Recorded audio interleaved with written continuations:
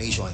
So kulang na kulang pa po. And we believe that you have mentioned that excess money was utilized for the reward system. Is this true, Mr. Public President? interest. To protect public interest. Kaya nga po, Mr. President, Yes. na-utilize po yun. Yung sa, Yes, correct. Thank you, Mr. President.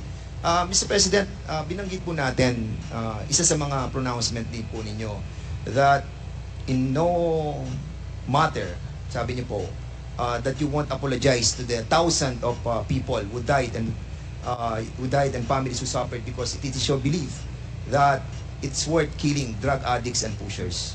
Dahil nga sa sinabi niyo rin yung don't destroy my country because I will kill you. Nabanggit niyo po ito, Mr. President. And Correct. would you also agree with me, Mr. President, that there are so many forms and ways how to destroy